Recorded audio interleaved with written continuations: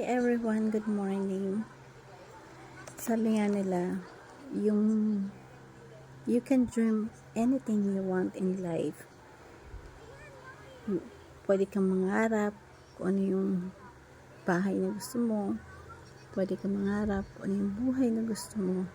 Pwede kang mangarap kung saan mo gusto pumunta. Pwede kang mangarap kung anong business na gusto mo. Until you wake up. Hanggang sa magising ka, pero lahat ng yon magiging pangarap lang kung hindi mo sasamahan ng plano. Ang secret daw sa buhay to success is management of time and meron kang plano sa buhay. I-plan mo kung ano yung posisyon na gusto mo. I-plan mo kung ano yung mga dapat mong gawin. Yung dream mo, yung pangarap mo, mananatili siyang pangarap hanggat hindi ka gumagawa ng plano sa buhay. Ang plano ay ito yung isang way, ito yung way para maging successful tayo sa buhay. Nakaplan ka kung ano yung gagawin mo. Nakaplan ka kung kailan mo makukuha yung bagay na gusto mo gawin.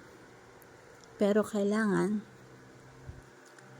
magkasama ang plano at meron kang time management. Kasi napaka-importante sa buhay natin ngayon na we know how to manage our time.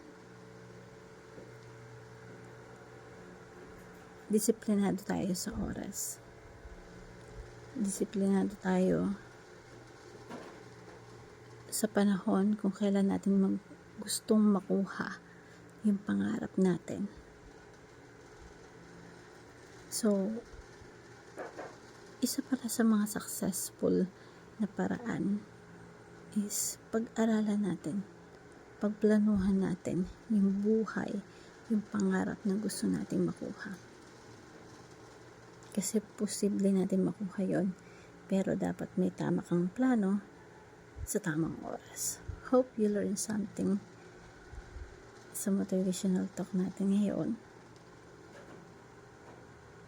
At tatandaan mo, lahat tayo may kapasidad. Anything kaya nating pangarapin. Pero dapat may tamang plano sa tamang oras. Hope you learn something. Thank you everyone and God bless.